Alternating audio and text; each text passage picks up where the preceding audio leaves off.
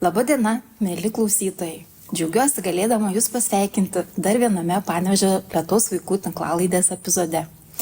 Mūsų bendruomenės erdvėje, kurie kalbamės kitaip, nuoširdžiai, atvirai, be pagražinimų su žmonėmis, kurie jaučia giliau ir kalba visada iš širdies. Šiandien pokalbis ypatingas, kalbėsios apie gerumą veiksmuose, apie įkvėpimą padėti ir apie tai, kaip vieno žmogaus sprendimai gali pakeisti dešimčių mamų ir vaikų kasdienybę.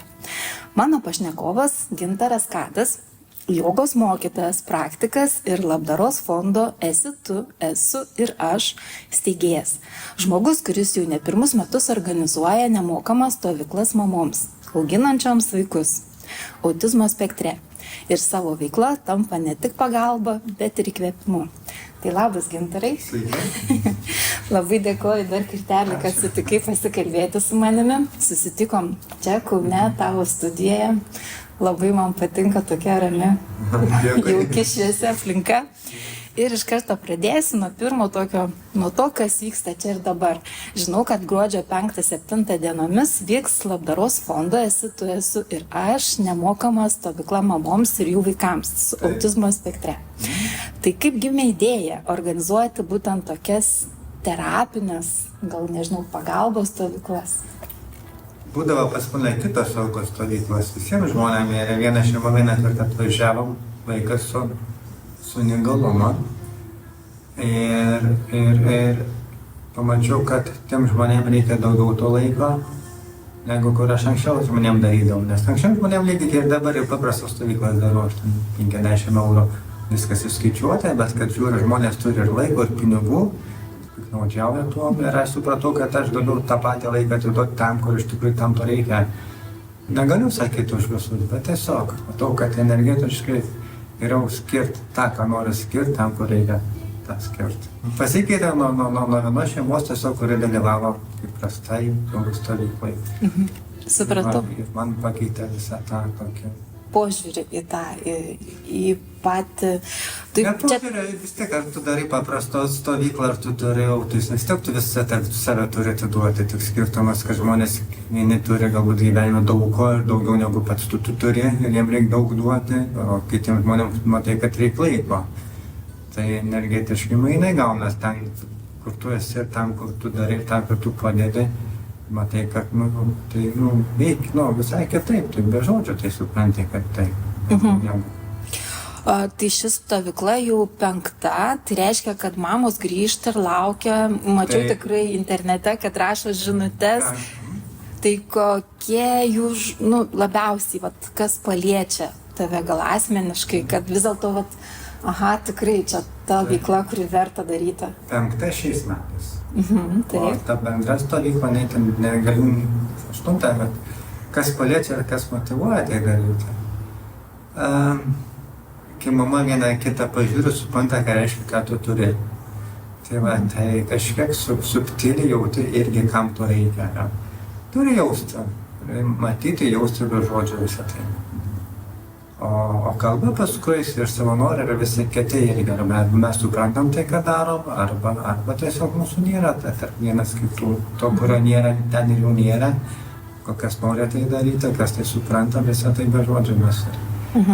Tai čia tekste tai neparašysi, kad tu darai čia. Nes ir tikrai girdėjau atsiliepimų, kad ir savanoriai, kurie dalyvauja, kurie padeda, nes vis tiek, kaip yra, turi būti visa ta ekosistema vidinė apgalvota ir apie mamą, ir apie vaikus, tai iš kur tie savanoriai atsiranda ir tokie šaunūs? Iš mano bendruomenės, iš mano jogos metos. Bet kokie savanoriai, jie man daugiau mažiau mano pažįstami, nes aš vis tiek turiu nukuruoti, valdyti. Ir mes vienas kitą pasitikėti, turim negėdę pasakyti, kad reikia, dabar tu čia turi būti, dabar tu iš komandos su vaiku turi būti, kad nebūtų ne žodžio. Pas mus nėra, jeigu tu savanoriauji, nėra žodžio pavardų ir nėra žodžio ne. Ir jeigu kas ekstra atveju keičiamės viskas. Techniškai, primityviai, bet kad suktus visas.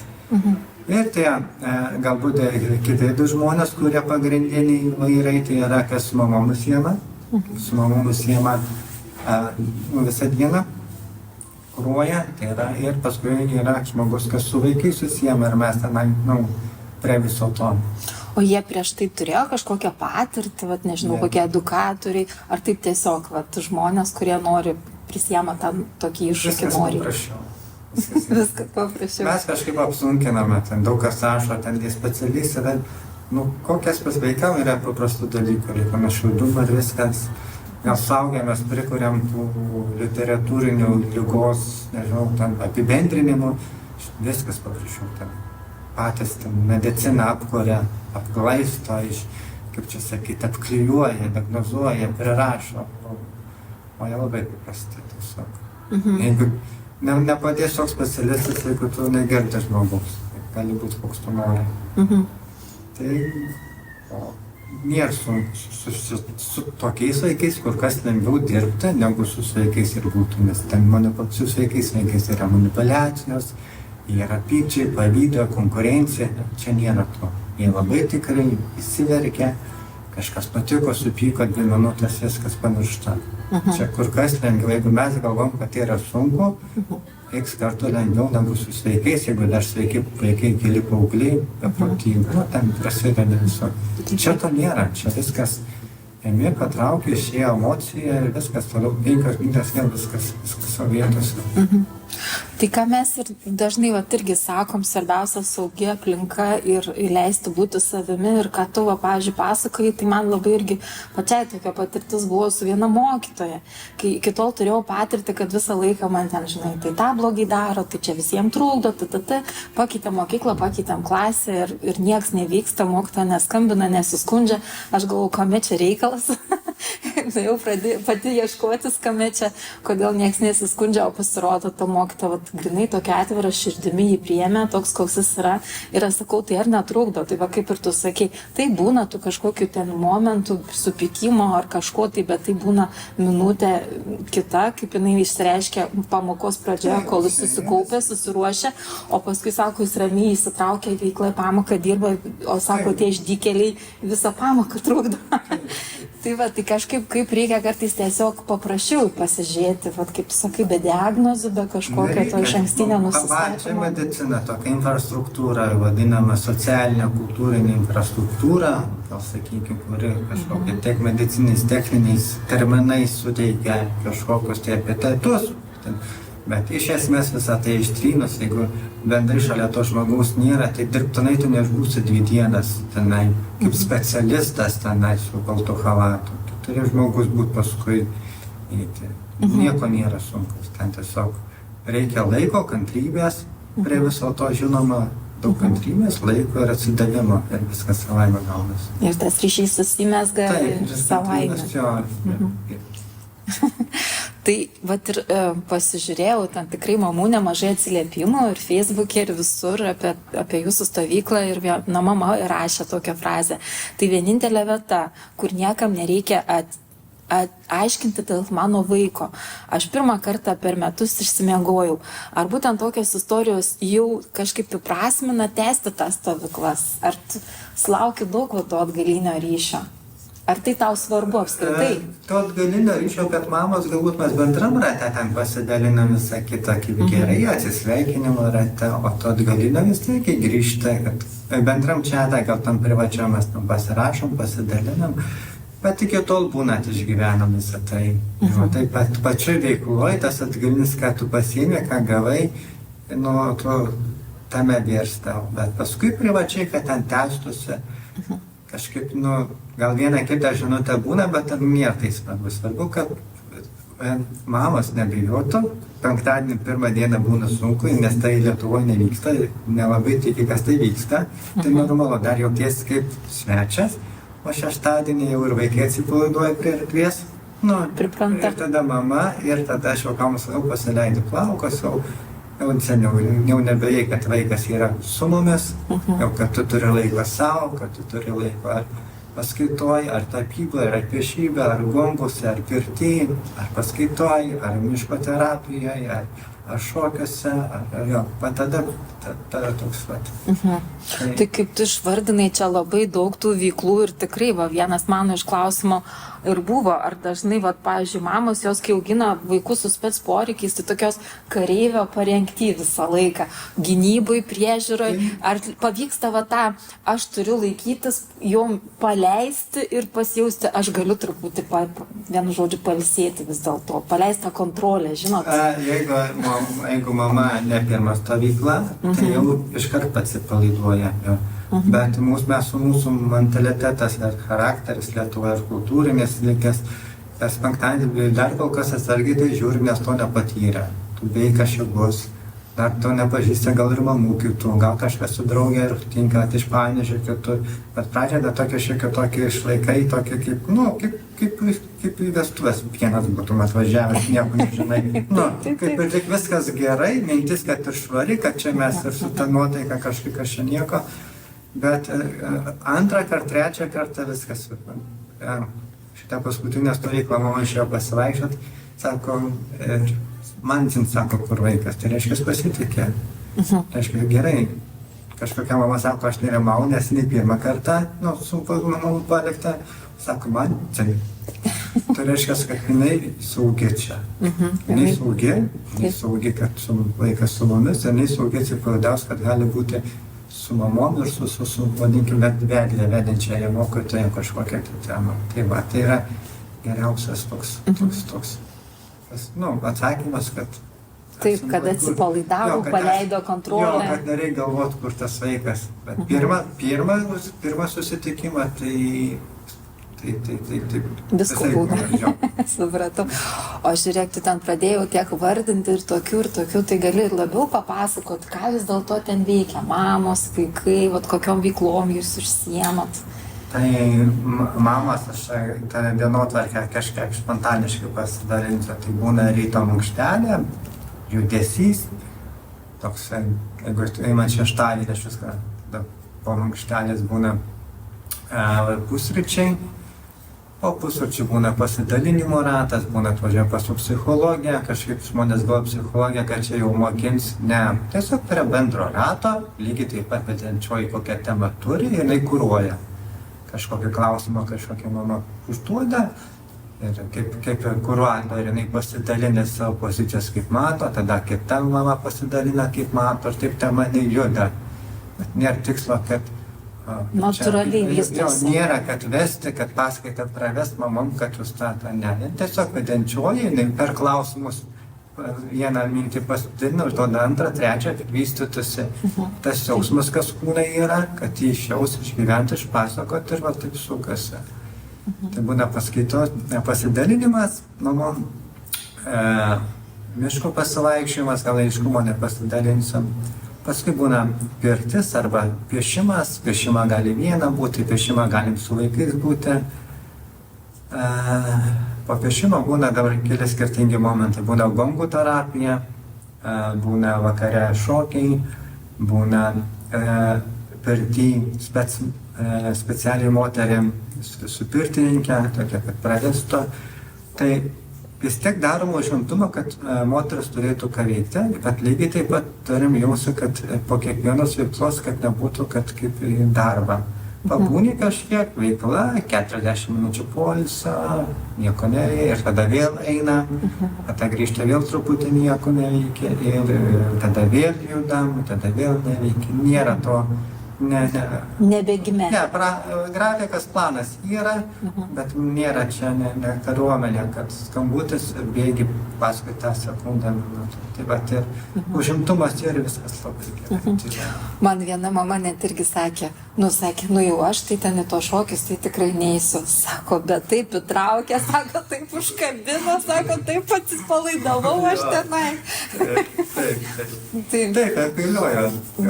Vaikam popkornai ir multikas kambaryje, ten jie savaime ir ta multika nėra kažkaip, mes iš japoniškus filmukus traukiam. Man Miyazaki labai patinka. Japoniški filmukai, kur nėra nekvailystės, yra su mintimi, yra temos, kurios perteikia, kad žiūrėjimas būtų įnešantis. Prasmingas toks. Vaikai jausmas įnešantis, istorinę kažką palikto, bet ne. Supratau. Tai popkornai, filmukai ir viskas vaikų nėra.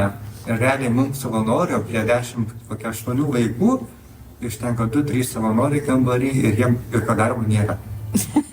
Ja. O babas už durų šoka. Tai aš turbūt į bubumą darbo nėra, kaip gali mokėti užimti ir galim sakyti, kokią nori ten jų tą diagnozę paaišykime, visiems gerai, visi traukti, visi tyloj, tad geresniai tyloj negu jogai, o mamos susijuolės ir kvailoja. Ir atsipalaidavime, kaip sakė. Tai vis dėlto apie tą, gal norėčiau paklausti tą vidinę ramybę. Kaip manai, ar mamoms ko labiau trūksta, pavyzdžiui, kai jos važiuoja, gal kažkaip pasidalina to palaikymo, bendruomenės, ar tiesiog žmogus, kuris kažkaip pastebėtų? Tai normalu. Pirmas dalykas, mamom reikia laiko savo. Antras dalykas, ne kiekvienoje yra, kurios būtų savimi. Ir vaikas, nes jeigu vaikas nepriimtas, tai nereikia pykti, kad šiek tiek ta moteris tokia biški vyriškesnė, jautresnė, nes jinai pastoji kovoti už tai turi. Jinai pastoji turi pozicijai būti. Tai aš sakau, vaikai čia ką nori, tą daro.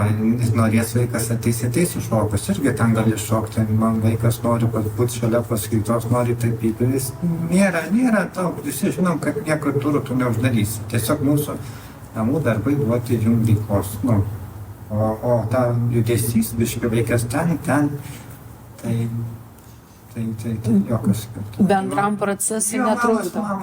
Mamos pirmas dalykas, aš savo laikus ir antras dalykas, kaip pasitikė atsipalaiduoja. Ir tai nėra daug. Ir trečias gal momentas, kad mato, kas gražu, kad mama gal žodžiu vieną kitą girdė. Kai panašus keliai gali vienodai susitikti. Tai va čia yra. Istorijos kažkokios mintis, jausmai sutampa. Žinoma, tai pačiu vaikui buvo gimtadienis, tai tada vaiko gimtadienis, ar turėtų gimtadienį sveikinti vaiką, ne, mamos apkabina mamą. Mamos apkabina mamą. Nes tai irgi šventė, iš tikrųjų, mamai šventė. Ką mama jaučia. Tai pateina kalba, kad tai, tas ryšys toks. Supratau.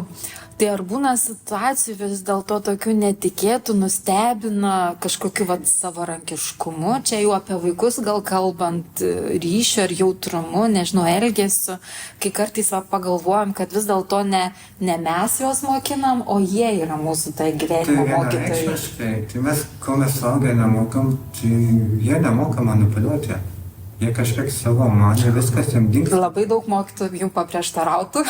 Gerai, gal mano taip tėtis, bet jie ilgai nemoka pykti. Mes suaugę kažkur įsižeidžiam ir vaikštam su to guzu.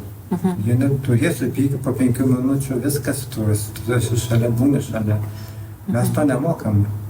Arba galim sakyti, kad mokam, bet iki jų tos jausenos mes nedatrauksim, kad jie taip geba. Mes gal vienur kitur tai pavyksta, jiem natūraliai tai pavyksta. Jie natūraliai atsikels, jie natūraliai saugumą jūs vieną šalia kito. Tas suaugęs saugumą nežinau, bando per materialus dalykus, dar kažkur ieškoti, per keliones, per dovanas, o jie tiesiog tame saugumą jaučia. O tai skirtumas yra. Mes labai dažnai bandom iš mūsų bendruomenės išsakyti, mes labai dažnai ir tėvų tarpe, ypač mažesnių vaikų pradedi girdėti, kad manipuliuoja, vaikas manipuliuoja tėvais, vaikas manipuliuoja ten suaugusiais. Bet kažkaip atrodo, toj situacijai mes esam suaugę, vaikas tikrai apskritai tam tikro amžiaus net neturi tų gebėjimų manipulacijos, kognityviškai ten pagal visus ten po psichologinius terminus, o vyresni tai apskritai autistiškiem jiem toks yra teisybės ir jie nemoka slėpti jausmų, jie nemoka kontroliuoti ir jie viską išleidžia taip, kaip yra ir kai pradeda kaltinti aplinka, kad jie čia tuo manipuliuoja, taip niekaip negali rodyti. Tai problema yra ne aplinka, kad reiškia, mes suaugę, neturim žinių, Lietuvoje bent reiškia, mūsų kompetencijos trūksta, kad įsigilintume į jų jauseną, nes mūsų ribotos žinios suteikia subjektyvę, kaip čia sakyti, nuostatą arba kaip įsitikinimą, kad reiškia, mums trūksta įgūdžių žinių, kad giliau supras jo būseną.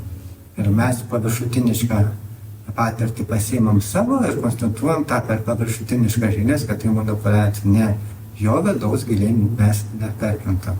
Mes priimam lengviausią etiketę uždėti be pastangų gilintis, mokintis, pažinti, suvokti, pabūti šalia to dieną ir kaip jis jausis. Tai toks be darbo gali dėti štampą manipuliaciją dėl to, kad tu net nenori apie tai domėtis.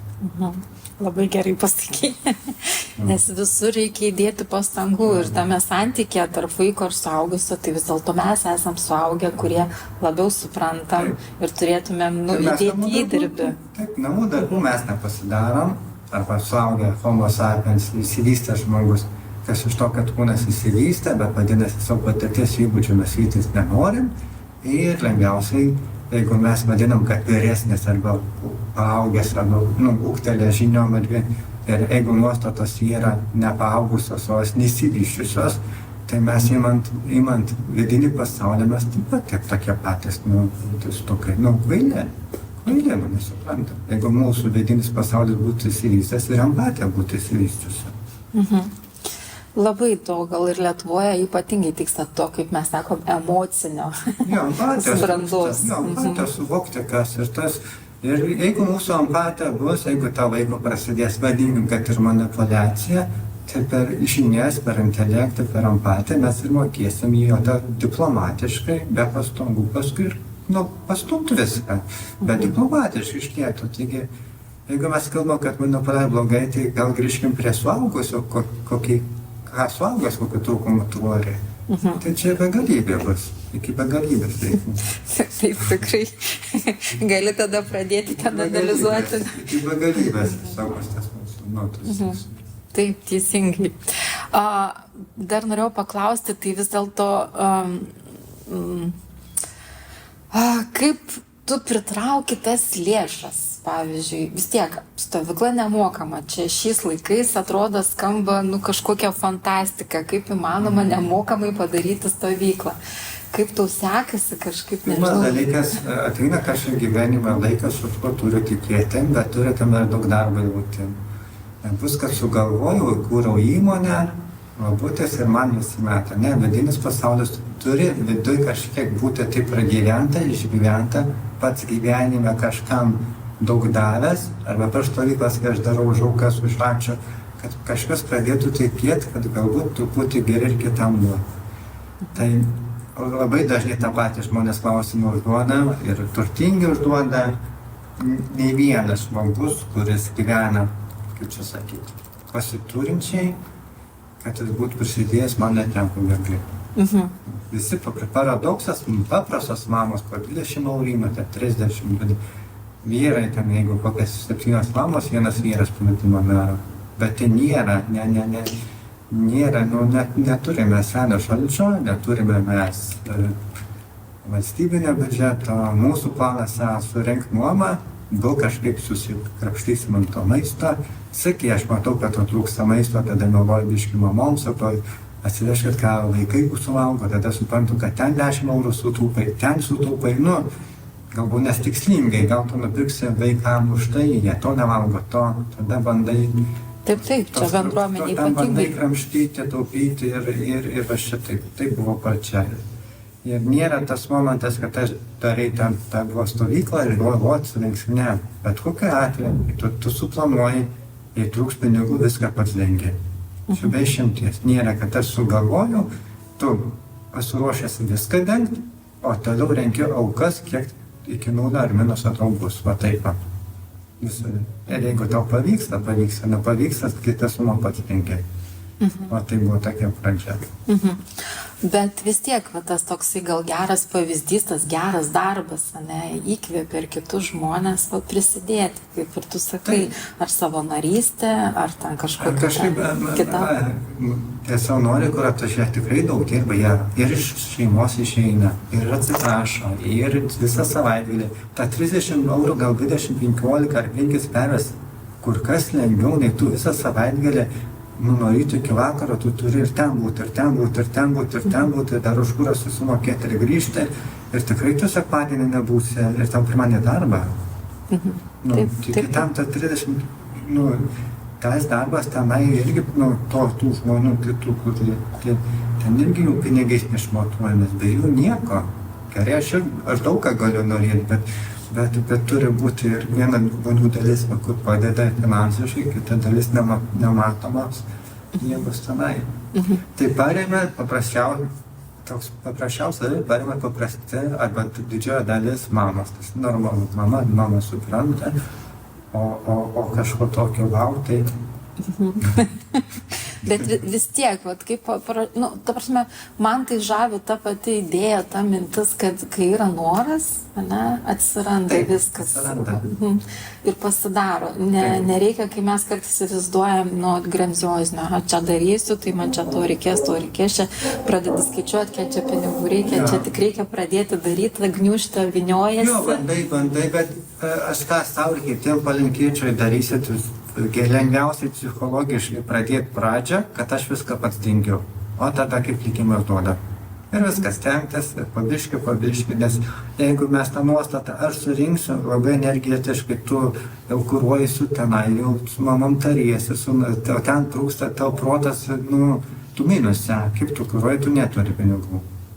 Tu vis tiek iki to pirmo sprendimo vidui savo pasakai, trūks viską dingiau, tada viskas eina. Juda ir tie dalykai, tada nereikia savęs neišbarstai. Kaip sakant, neišnaudoja energijos ten, gal neverta vis dėlto eikvoti, tie savaime dalykai susitvarko kažkaip. Bet paskui kažkaip gamta sudeda, padeda. Gamta padeda, laikas padeda. Geri darbai padeda. Jo, geri darbai išmokti. Nes tas dvipusis ryšys, kai gauni kažkaip ir nori tada dalintis ir su kitais.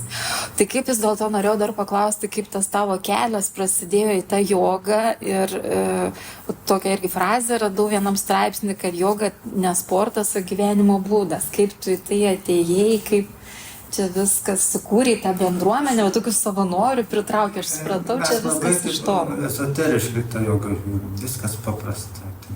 Būti, gyventi, pabėgti nuo to pasaulio, ką žmonės kuria, kas yra laimė, viskas. Be jokių dirbtinų. Ir tai dieną paprastoj stovyklo žmonės būna ir tu matai, kad tai būna ir kitoks savaitgalis, būna ir kitoks laikas, būna ir besvaigulių laikas, būna ir su miškų laikas, būna ir su pokalbis laikas, būna ir su mankšta laikas, žiūri ir to, ir žiūri, kad viduje nieko netrūksta, kad eina ir be jokių triukšmų, be garsų, be muzikos, be studentiškų draugų, žiūri, praleidai gerai laiką. Ir kūnas stipresnis, ir pirty pabuvęs, ir pokalbių pabuvęs, ir tai tas gyvenimo būdas nėra kažko išskirtinio, tiesiog būni tinkamai vietoj, su bendrai savo kolektyvu ir tai, kuria vienas tu nesukursi to. Gyvenimo terminas būdas, jeigu visi žmonės tai naudoja, vis tiek turi būti šalia kiti žmonės. Vienatvė gyvenimo būdo tame, kur tu nesukursi. Bendruomenė. Taip, galėtų būti vedančioji visą kitą, bet vis tiek reikia ryšio. Vis tiek ryšio reikia. Bet pats skaičiau, tai labai jau taip griežtai, ten anksti keliesi, ten vienu žodžiu straipsnį skaičiau tavo. Tai būtų viską, taip, ir keliesi, būtų šiandien buvo 4 valandas pamiegoji, atėjai 5 praktiką, 6 pabaigė, tada kūnas lūžta, tu pavargęs, vėl nukrenti nusnaudęs. Tai paspaudėsi, bet čia moteriam nereikia to, čia ir laisva valia tai darai. Tu vienaip ar kitaip sunku bus gyvenime, tu momentys sunku arba pasiauginti, arba tave gyvenimas augins per pamokas. Tai nėra kito pasirinkimo. Arba mes per klaidas, arba nieko neveikimą, jis mus paaugins. Tikrai paaugins. Ne šiandien, nerytoj po metų gausim, tikrai tų pamokų čia. Arba tiesiog to anksčiau pats supranti, kad kitaip nebus, tu stengiasi daryti kaip, per kažkokios tokios.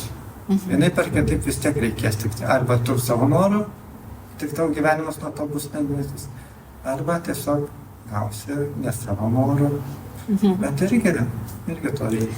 Tai kaip pradėjai, savo norą ar ne savo norą? Savo norą. Savo norą.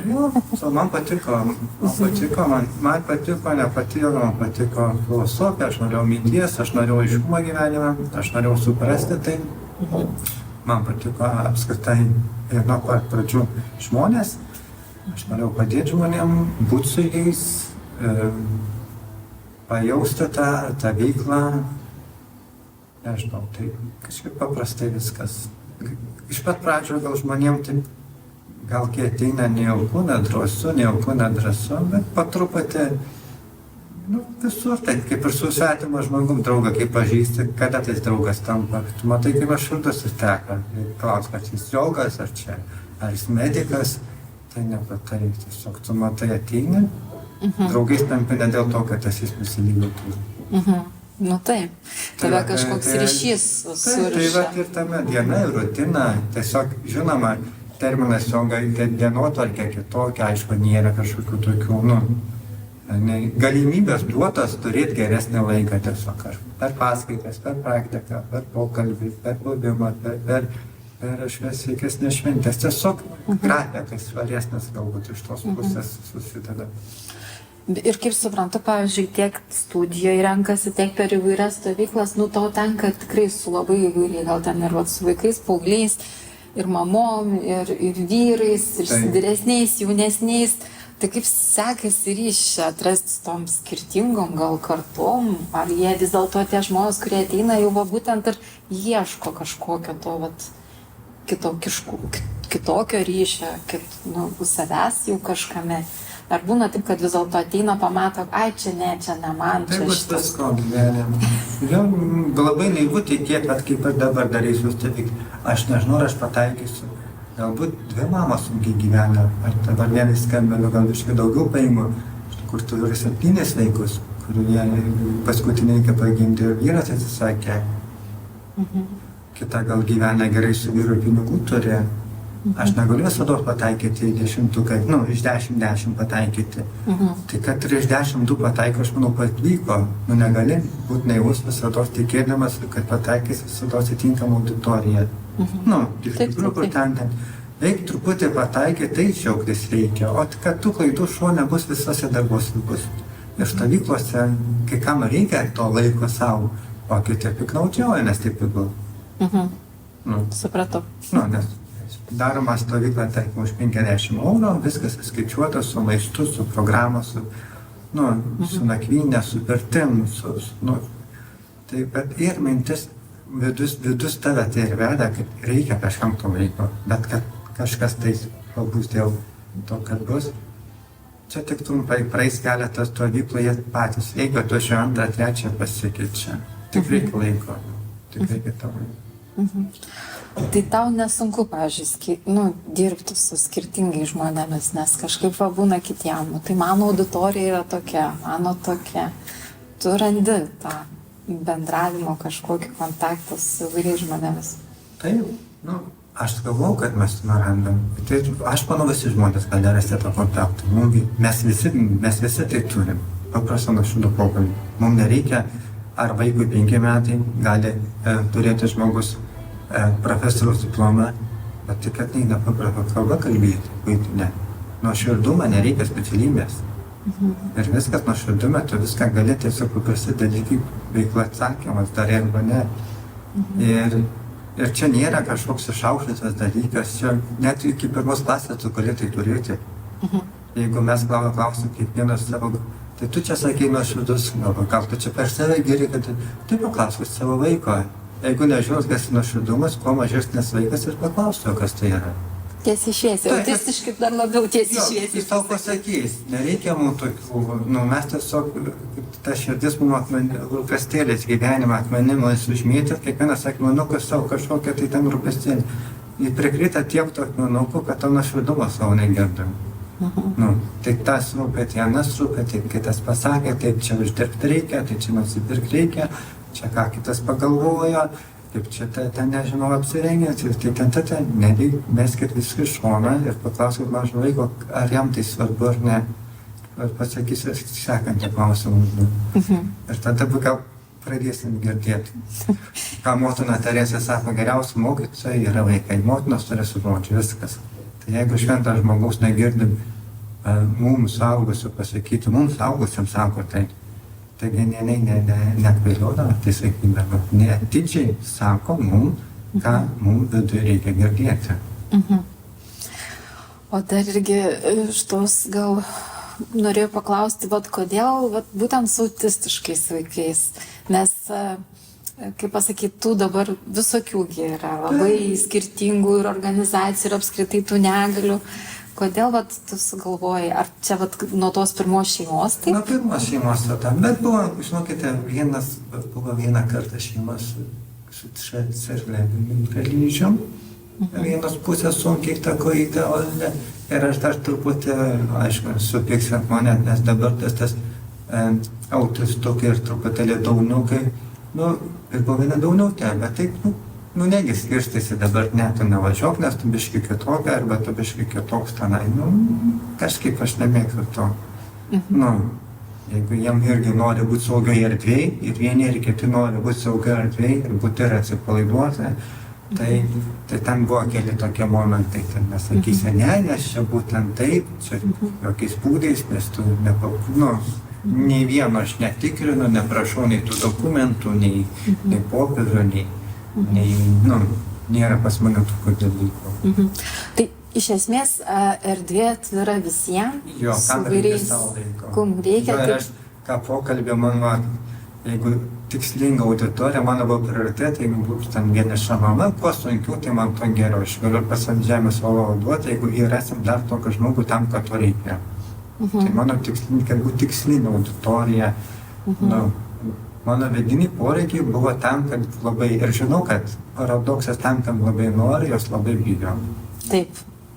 O tai, ir ten prieiti prie to pakankamai sunku. Paskatinti, padrasinti, bet tą dalį, kur žmonėm. Jau mamos dabar, aišku, tarpusavį dalinasi, tai tas, kaip sakau, kalba ir gandas sklinda. Galbūt ir mūsų šitą pokalbį jos išgirs, paklausys, nes tikrai kartais pagalvoju ir tikrai susidaram ir mes bendruomeniai su to iššūkiu, kad kartais to mamom, kuriom labiausiai reikia, jos tikrai labai būna uždaros, visko bijo ir tiesiog bijo kažkur eiti ir dalyvauti, ją tu tiesiog jiem ir kvieti, kai žinai, bet čia, vėl. Čia mamas gali niekur nedalyvauti pas manęs, gali bet kada keltis, nei ten neiti, nei niekur neiti savo būti. Ar tas batės su vaiku būti. Mūsų tikslas tiesiog duoti užimtumą. Čia nėra, kad privalo. Bet tiesiog smagu, kai eini kartu į buvimą, į pokalbį, į laiką, pamiršti save, nereikia galvoti, paleidė savo protą, paleidė mintis, tai yra, tai yra visako. Tas toksai. Esmė, pabuvimas kartu. Tas toksai. Tai nėra tikslas, kad sakau, jeigu bijo atvažiuoti, kaip aš čia atrodysiu, kaip čia mane priims, gal mano vaiko neperiims. Aš čia monologą tokį vedu, gal čia ne taip, kaip čia mano vaikas prie kitų vaikų atrodys, čia gal, o jeigu jis mažai juda, o jeigu jis nešneka, o jeigu sunkus tenai, ir dar ir taip. Visko turėjo, pas mus daug savo noro, mes pažiūrėsim, bet kada vaikas gali būti visada su mama, mes galim, jeigu mūsų mama galim mamai valandą, 2 nuo vaiko atitraukti, jeigu ne savo vaiko žino, nei gali pabūti, tai nereiškia, kad tai negali atsitraukti nuo vaiko, kad tai negali stovyklų nedalyvauti. Ne vis tiek jaučia, kad nori truputį savo valandą ir mes rasim tą valandą pabūti ar pirty, ar su mamom. Tai jokių problemų. Tai čia vienas momentas, kad aš pats kitoks esu. Irgi iš pagimimo turiu visko. Ir noriu kas. Kam tai rūpi? Jūs galvot, kad rūpi kažkam, kad aš toks esu, visi savo gyvenimą rūpišiuosi, niekam negalvojami. Visi savose. Jeigu kažkam rūpėtume mes kiti, jeigu galvotume, kaip tai čia turėtų aukoti ir aukoti kažkas, tai niekam. Žinot, kaip pasakyti, mamos tikriausiai mūsų paprieštarautų, nes jom dažnai tenka susidurti su to iššūkiu, kai tu eini ir tave smerkia, ir tave atstumia. Ir labai tas sunku, ir tą priimti. Taip, ir galvoju, kaip atrodysiu, kaip čia aš taip atvažiuojam, nepasitikim, būna, kad ir mamos atvažiuoja, ko tas vaikas labai kaip šneka, ko ir dar mama net sakau, viskas, sakau, jo čia erdvė. Čia ne jūsų erdvė, nes jinai nori galvoti, kaip atrodys prie visų. Nesako viskas, čia jo erdvė, bet būna. Ramiai. Jo, viskas.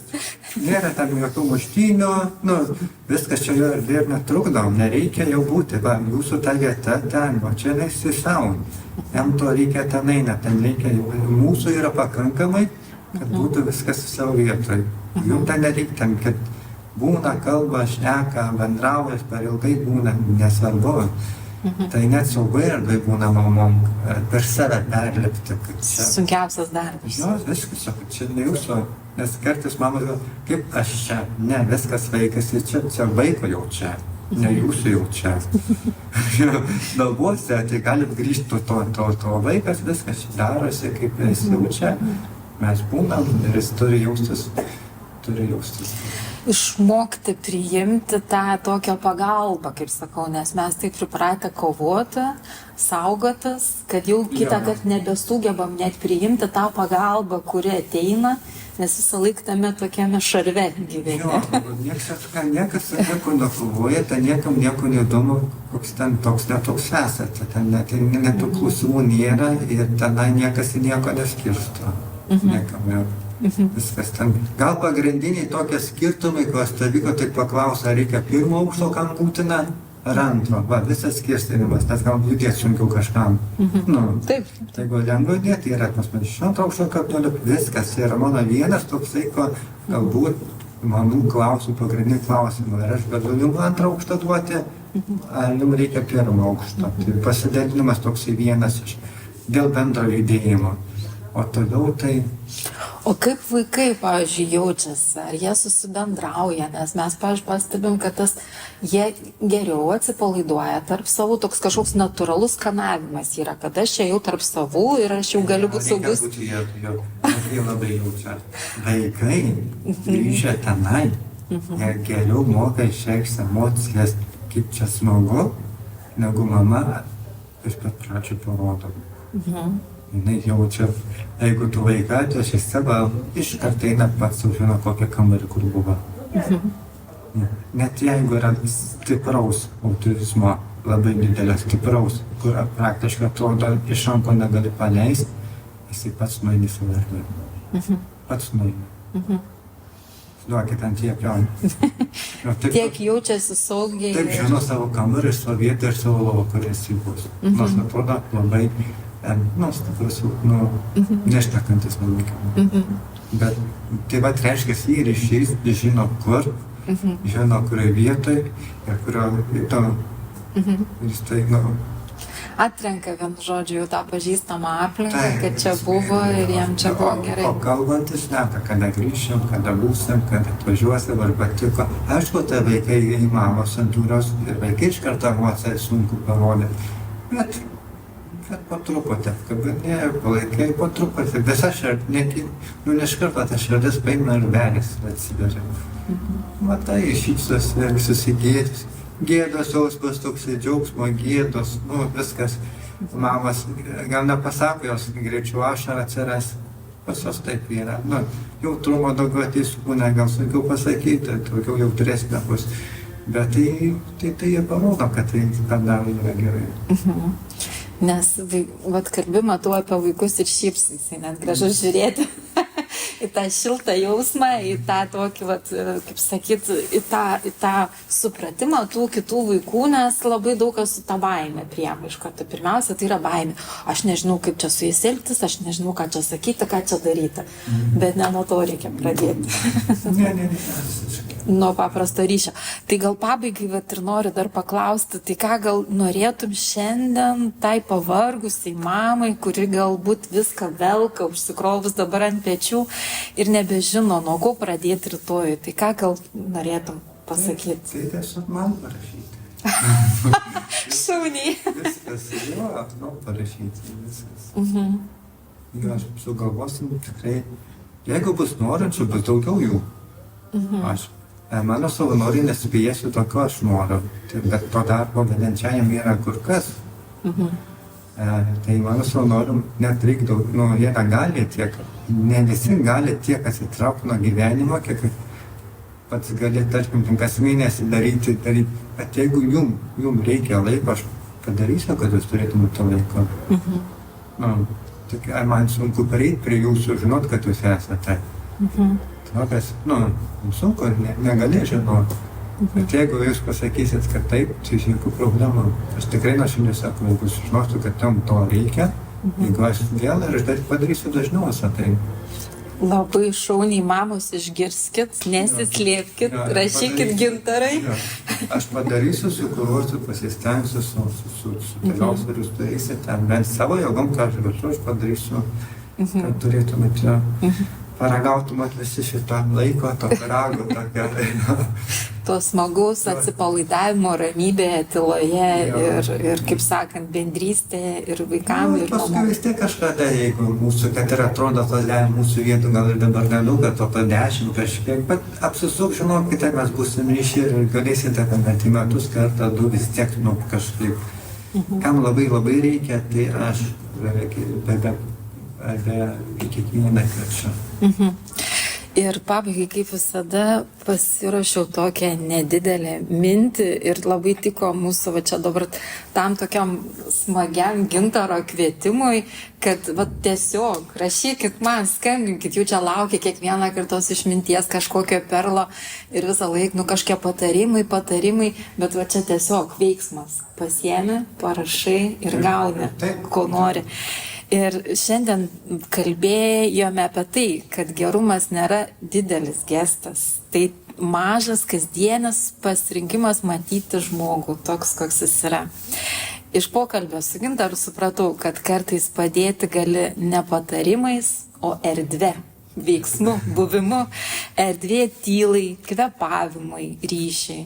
Stovyklos mamoms ir vaikams su autizmo spektro ar kitais sutrikimais, būtent ir tokia erdvė vieta, kur žmogus sugrįžta į save, į bendrystę, į paprastą žmogiškumą. Ir galbūt tai yra tikroji praktika, netobulos asanos, o gebėjimas būti šalia. Nes kai esame šalia viena kitų, net sunkiausi dalykai tampa įveikiami. Ačiū labai tau, Gintarai, už pokalbį. Labai fainiai mes čia pasišnekėjom. Ir iki greito susitikimo Panevėžio rajone. Ačiū.